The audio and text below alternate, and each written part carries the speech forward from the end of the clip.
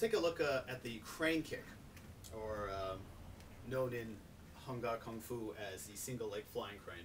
Sounds really elaborate and fancy, and the move itself looks even more fancy. The typical form would be like a cross leg, kick out, whip, and throw your arms up in the air. Even though this looks really fancy, it's actually a really straightforward technique. There are many points of using your arms and your legs together, but we'll just talk about this particular one right now.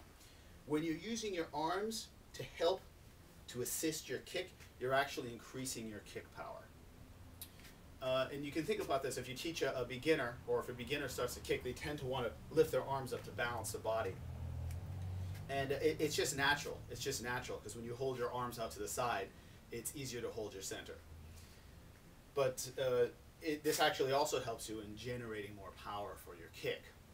So if, and this can be any kick, even though like the standard is like a front kick or an instep kick, you could be doing a roundhouse kick. It even works with a side kick or a knee strike.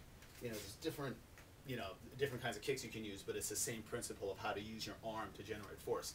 So what's happening is if you look here, if I put my hands up, just like I'm doing a high fighting stance and I throw a kick, I can still get some pretty decent power there.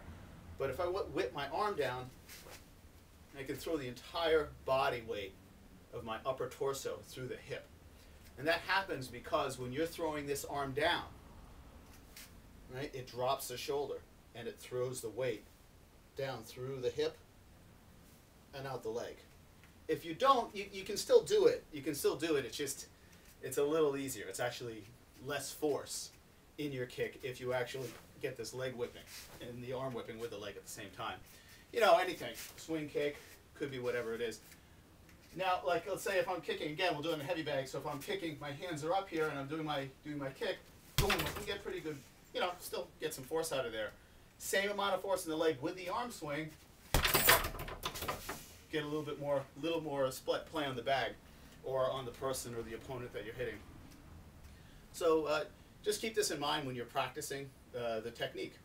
You don't necessarily have to do your fancy Kung Fu style looking kick, but just understand that that's basically what you're looking at.